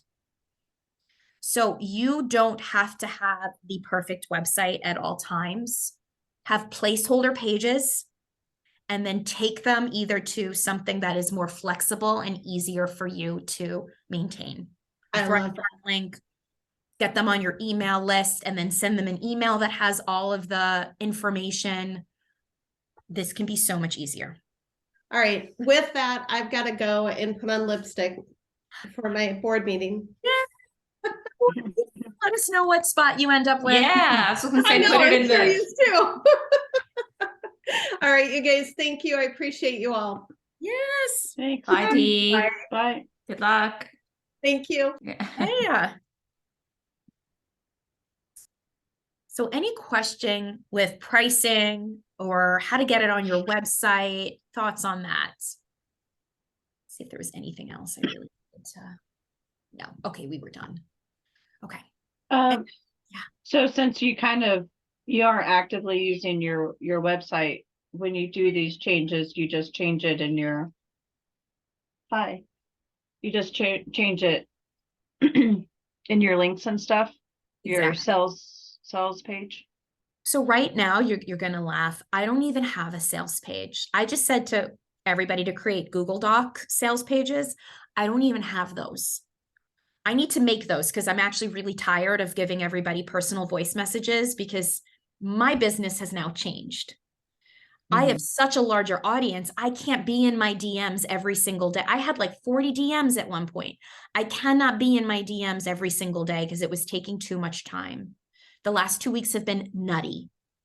For you guys starting off, you don't even have to have the Google Docs. This is when your content gets to shine. And if you put more, if the effort that you put into your content and you say DM me, you can literally just send them personal voice messages with a link to Thrivecart or whatever your provider is. I like Thrivecart because you can have a little bit of a sales page on it. Let me show you guys what I'm talking about.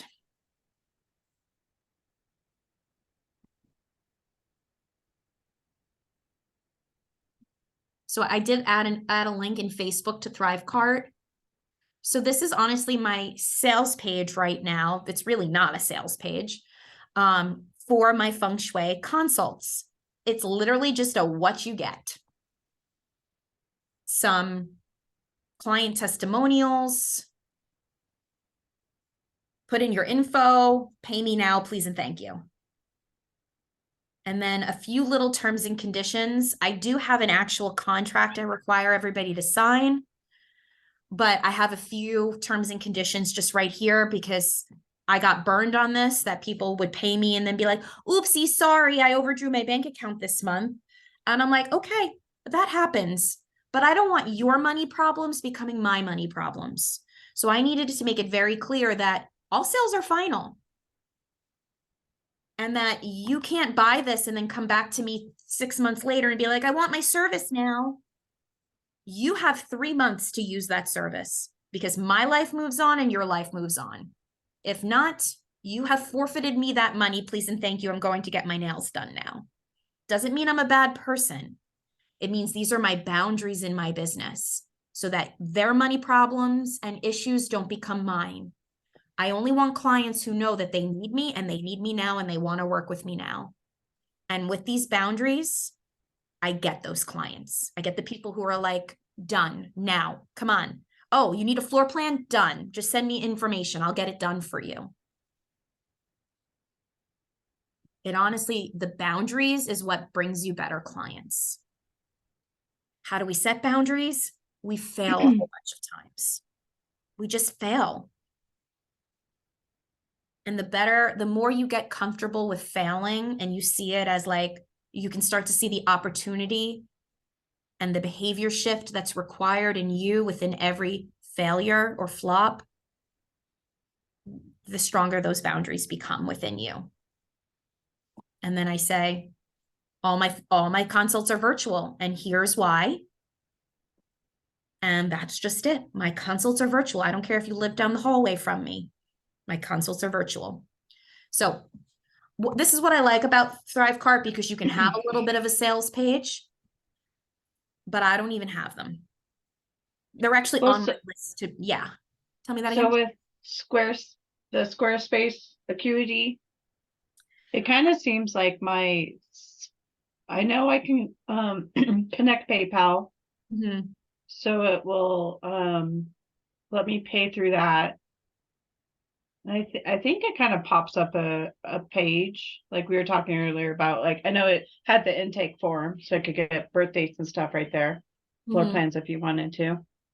So Thrivecart and now Flowdesk has it, are really the only places I've seen an actual page that gives them more information before they book, not after they book. So after they book, then so after they book, that's when you can pop up with all this information. I like Thrivecart because I can give them information, almost like a pseudo sales page. And for the record, I have seen people build full sales pages into Thrivecart. I just don't have the energy or the time to do that, but you can do it. Mhm. So this is giving them more information up front versus on the back end. You guys all booked in for this on a Thrivecart sales page. I created more of a sales page. I gave you more information. I put through some of my quotes in there. It was not pretty, but y'all are here. It was enough information, and I think Exactly. It that's was just all enough. I'm looking for, at least right Mhm. now. It was just enough. Flowdesk has a option. I don't use it. Dee was asking me about it in Facebook the other day. Flowdesk now has an option to do basically what Thrivecart does. So if you needed an email provider, what I told Dee is just have this all in one. Don't have what I have, where I have multiple separate systems. It's too confusing. I have a whole virtual assistant who helps me do this. Simplify this shit as much as you can. Keep your overhead low. Make sure that the money that comes in goes to your pocket, not to somebody else's pocket. You don't need all this shit. You don't need to spend $3,000 on a website. I was so angry at myself for so long that I did that. So angry at myself because I knew what I was doing. I was sabotaging myself. I didn't need a new website. The woman created a beautiful website for me, but I didn't need it. I got myself thinking that I needed it because I had to be more legit. Really, what I needed in that moment was more inner child healing to help with the imposter syndrome that I was feeling. And Thrivecart, is that they want to offer me like a lifetime membership right now, but I did. is that I did that's the what you did? lifetime membership. It was like $500. I was like $500 and forever? Yes, please. Because most of the things within 2 years of using the service, you've already paid over $500, if not more. Mhm. So it is a bit of a startup cost. Go check out Flowdesk too. Flowdesk's version of Thrivecart is going to be an extra fee. I don't know how much it is, but I gave you guys a 50% off code because I'm a user. They give me codes. You guys can have a 50% off, and you can use Flowdesk, which is also an email provider that I still use. I love it. Is simple. Again, the monkey one, it was too much for me. I was super overwhelmed. Monkey one. Whatever the monkey was. I keep wanting to say MailChimp. Thank you. I've got MailChimp and SurveyMonkey. Oh yeah. What's the big thing about monkey? I don't know because they're Weird. agile. I don't know. Whatever the monkey one is, I was using that. I hated it. It was too confusing. Flowdesk is so simple. I learned how to use it very early on in my business. So that's my plug for it because it is simple. Start an email list. Start an email list because you get to own that. We don't own our social media audiences. My 10,000 followers could go poof tomorrow. I'm about to run a 10K giveaway where I'm going to ask everybody to get on my email list. I am moving people over because I own that list. Yeah, I've seen a lot of people I follow go through that pain of the algorithm changes and no one sees it. Or you get hacked. Like I'm assuming everybody has third factor authentication set up, but I actually don't. And that's oh my God, you should do that ASAP. Like I ran into a friend of mine the other day, and as soon she was selling Bitcoin all of a sudden. I'm like, I don't think so. She was hacked and she cannot get her. I've known 3 or 4 people here in like that I know personally that have had their accounts hacked and they can never get them back. Thank you for that reminder. Instagram? I'm going to do that today. Yeah, Instagram. Yeah. Yeah, So, I need to it's super I've been easy to do. Yeah. using LastPass. My husband, he got off of it, so that's my sign to change that up too. Yeah. So if I log in, I have to go, get the code, right? Like you do for a lot of other things. So it's funny. I had it just a quick, my website designer was in helping me with something the other day, and I got this, I totally about a workshop she was helping me with, and I had this message that somebody is trying to log into your Instagram account, and I was like, oh my god, I gotta go to change my password. And I went in and changed it, and you know what it's like changing your password. Anyway, she said, your Instagram link is broken on your website. And I was like, yeah, because I changed the password because someone was trying to get in. And she's like, oh, that was me. I was like, anyways, I'm glad ended up being her, but it really like really kind of drove home that like it's good to have that third factor authentication set up, because then if someone's trying to log in as you. Good. So, Good point. yeah. Any final questions on anything today? No, I had a question on PayPal. Yeah. Do you have, is there a business account with that? I guess I think PayPal is the way for me to at least start. I see that integration as in in Squarespace. But all I have is my personal with my personal email address associated with it. You go and start a business PayPal account, and they're going to ask for your business name. I think they even ask for your tax information, your EIN. Yeah, that's how. So they do. I don't think they report PayPal reports to the government, but you of course have to report your tax information to the government. So yes, it's a professional, or it's a business. I don't even know. It's something like that. All you need to do is pop in and just Google around a little bit, and it'll come up with a professional one. And then I have two. Like I had personal, and then I had corporate. Just to keep them separate for some reason. Yeah. No, separate is good. And then what I have QuickBooks for my business. QuickBooks. I wish I bought it the first year of my business, because I had to create to pay taxes my own profit and loss statement. Guys, that nearly broke my fucking brain, because I was like, what's a profit and loss?